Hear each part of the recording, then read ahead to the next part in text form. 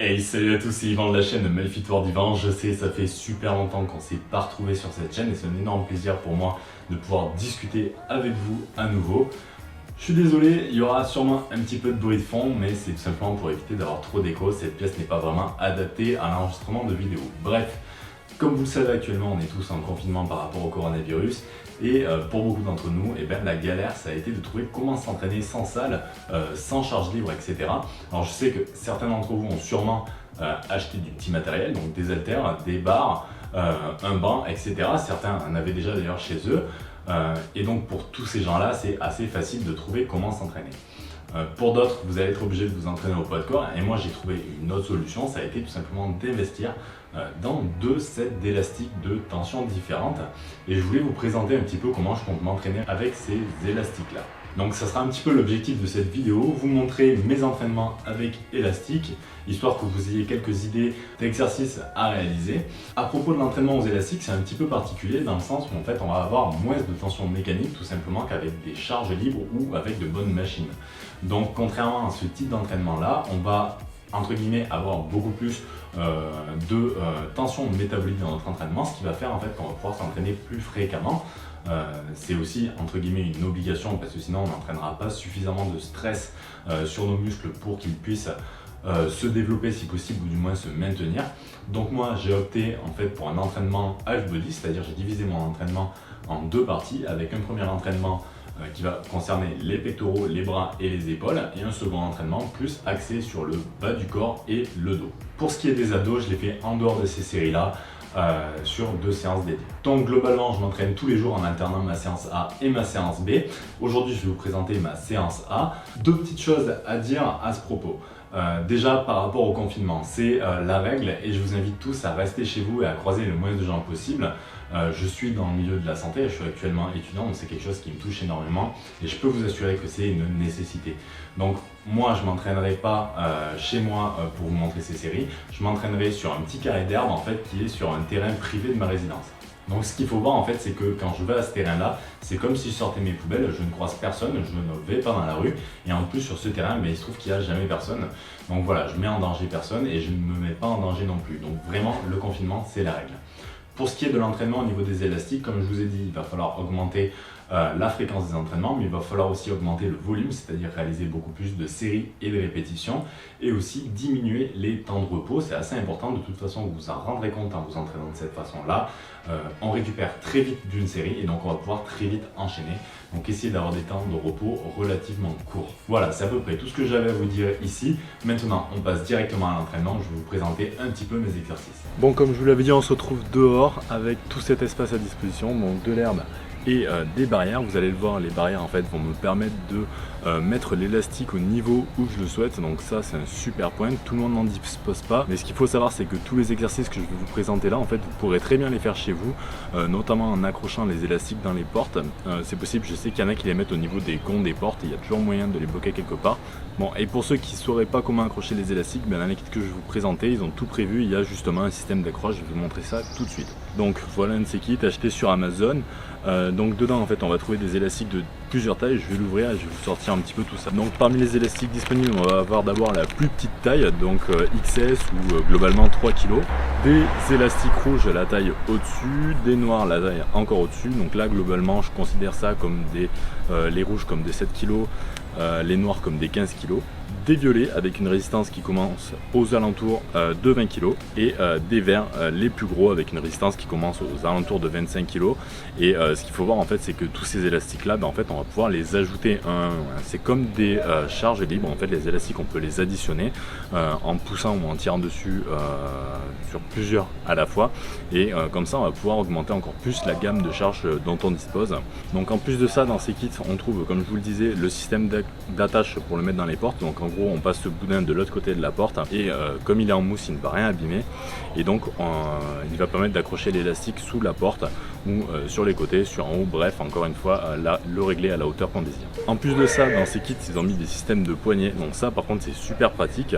On n'est pas obligé de s'entraîner avec mais bon voilà, si vous en disposez c'est super cool. Globalement ça va permettre de pousser beaucoup plus facilement sur les élastiques. Allez, maintenant je vous montre l'échauffement et ensuite on commence la séance. Donc on se retrouve pour l'échauffement. J'ai bien commencé avec des rotations des épaules pour bien chauffer la coiffe des rotateurs dans les deux sens et des deux côtés. Ensuite, vous allez le voir, ce que je fais souvent, c'est un superset curl incliné et kickback, histoire de bien chauffer les muscles des bras et aussi chauffer les coudes pour éviter des petites douleurs pendant l'entraînement.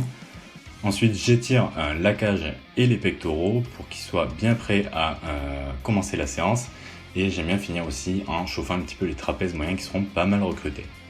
Donc, premier exercice de la séance, c'est du développé aux élastiques. Donc là, le mouvement, en fait, c'est exactement le même que celui en salle sur un banc. La petite difficulté, c'est de bien se placer au début. Vous le verrez avec la résistance des élastiques, si vous en avez des gros, ça peut être des fois un peu compliqué d'être bien stable. Sinon, le mouvement, c'est typiquement le même. On garde bien les épaules collées à l'arrière et le plus bas possible. Donc la première série de ma séance, première série de travail avec les élastiques violets. Donc vous le verrez avec les élastiques, la petite difficulté c'est qu'on ne va pas être arrêté par la charge, on va plus souvent être arrêté par la congestion et la brûlure. Après, si vous avez des gros élastiques comme moi, vous pourrez plus facilement arriver à un échec musculaire dans votre série. Sinon, ben voilà, je vous invite à faire de très grosses séries et de vraiment pousser le plus loin possible dans la brûlure. Donc pour la hauteur des élastiques, moi je les mets à peu près au niveau des épaules. Après c'est à vous de voir. De toute façon, on peut un petit peu jouer sur la hauteur de la poussée par rapport à l'inclinaison du buste. Ça, de toute façon, vous en rendrez bien compte lors de votre entraînement.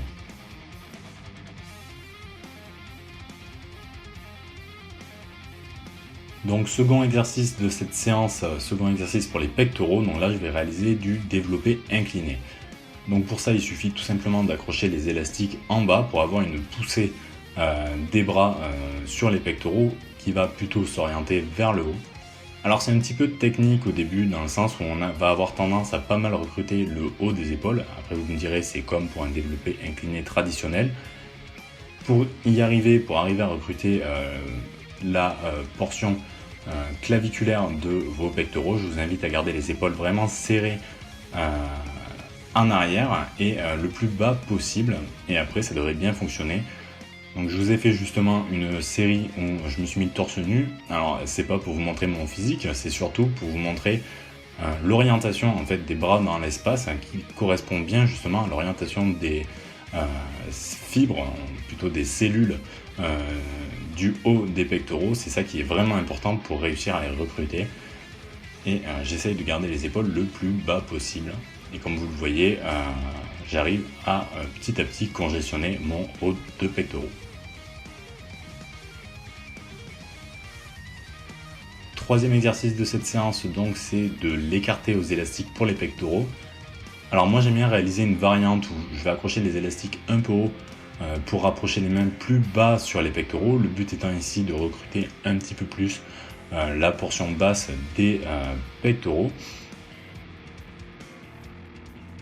Alors j'ai plutôt l'habitude de me mettre à genoux pour réaliser cet exercice là. Bon là il se trouve que le sol est un peu mouillé donc je m'y suis pas risqué.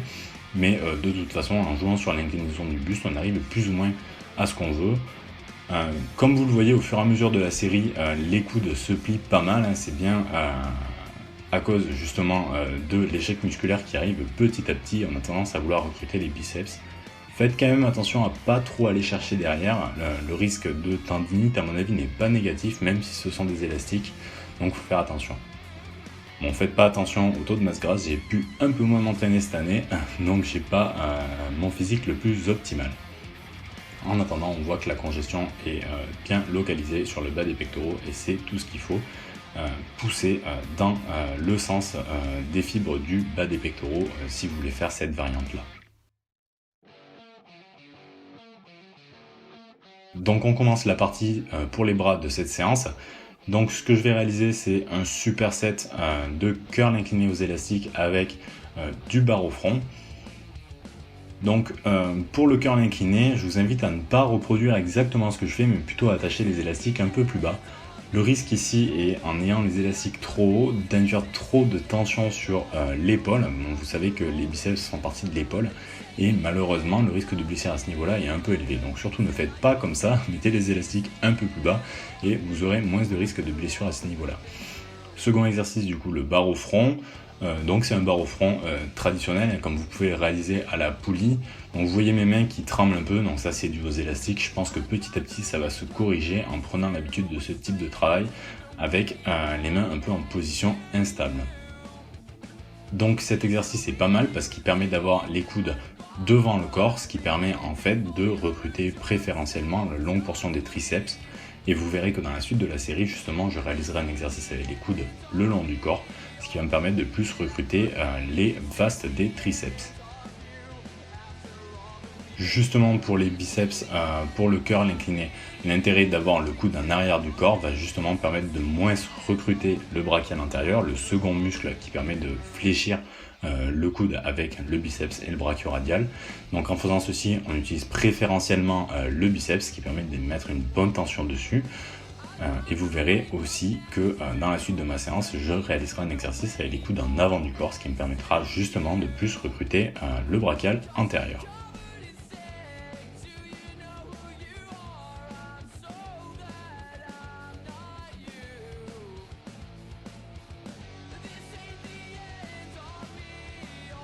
Donc exercice plutôt dur avec les élastiques, en plus on a fait les pectoraux avant, donc les triceps commencent à galérer.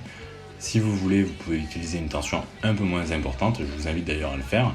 Une autre solution est aussi d'utiliser des supersets ou d'autres façons de garder l'intensité sans arriver à un échec musculaire. Ça c'est à vous de voir. J'utilise pas encore les supersets parce que justement j'ai pas trop pris l'habitude encore de cet entraînement aux élastiques, ça viendra sûrement plus tard. Donc second superset de la séance, je commence avec du curl marteau aux élastiques. Curl marteau en concentré. Le but est ici d'avoir les coudes devant le corps, ce qui permet préférentiellement d'utiliser le brachial antérieur, ce muscle qui se situe sous le biceps et qui permet d'avoir aussi de gros bras. Second exercice, le kickback aux élastiques. La difficulté ici était de tirer complètement le bras parce qu'en fin du mouvement les élastiques gagnent toute leur tension. Donc sûrement lors de la prochaine séance je diminuerai un petit peu en utilisant les élastiques rouges ou en me rapprochant un peu plus de la barrière histoire d'avoir un mouvement un peu plus complet. Ça après c'est à vous de voir comment vous vous y prenez. Donc ce qu'il faut voir en fait dans cette séance c'est que j'ai réussi au final à réaliser tous les exercices que je réalise en salle mais uniquement avec les élastiques. Donc je dis pas que ce sera aussi efficace, ça je pense que seul le temps permettra de le voir. J'en doute un petit peu, mais en attendant je pense que ça me permettra de plutôt bien me maintenir et de toute façon ça permet de s'éclater et de faire une vraie séance de musculation. Moi en attendant je m'y habitue vraiment et je passe un très bon moment à chaque fois à m'entraîner avec les élastiques. Et en plus de ça, vous pouvez le faire chez vous, encore une fois, en accrochant l'élastique à une porte. Moi, je me suis mis dehors parce que ça me permettait d'avoir un peu plus d'espace sans prendre de risque au niveau du confinement. Mais bien entendu, tout ça, vous pouvez le réaliser chez vous.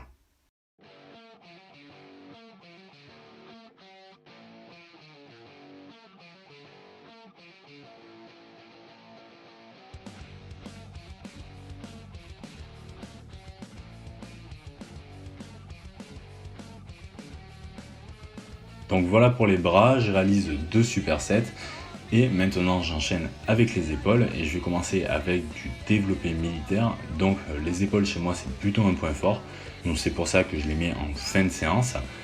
Le développé militaire et les élastiques c'est un petit coup à prendre, en fait la difficulté pour moi a surtout été d'obtenir une bonne tension de l'élastique au départ du mouvement. Donc comme vous le voyez je croise les élastiques en bas histoire de les raccourcir un petit peu. Si vous voulez, ce qui fonctionne aussi, c'est de vriller les élastiques, de leur faire plusieurs tours, de les croiser plusieurs fois, et ainsi on arrive à les raccourcir. De toute façon, si ça ne convenait pas, j'aurais juste à enlever mes poignets, j'aurais la bonne longueur pour commencer avec une bonne tension le mouvement. Donc super exercice, le développé militaire comme ceci. Ce que je vous invite à faire, qui est pas mal pour réussir à mieux utiliser un petit peu le vaste latéral, même si c'est le deltoïde intérieur qui est beaucoup plus utilisé, c'est d'écarter un petit peu les mains sur le côté lorsqu'on monte, et ainsi j'arrive moi du moins à beaucoup plus recruter le deltoïde moyen.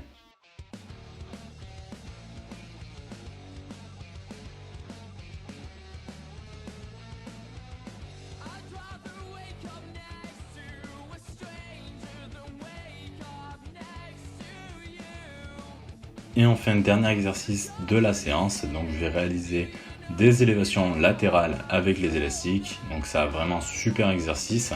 Si vous deviez en faire qu'un pour vos épaules, je vous conseille de garder celui-là.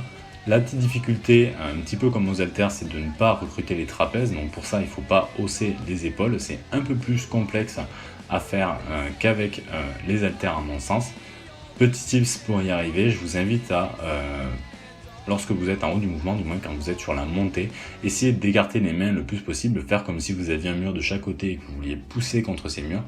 Et je vous assure que vous utiliserez un peu moins les trapèzes et beaucoup plus vos deltoïdes moyens. Voilà, je vous laisse avec ce petit posing de motivation en confinement et je vous dis à très bientôt pour la seconde séance de mon entraînement aux élastiques, la séance jambes et dos. En attendant, restez confinés et je vous dis à très bientôt.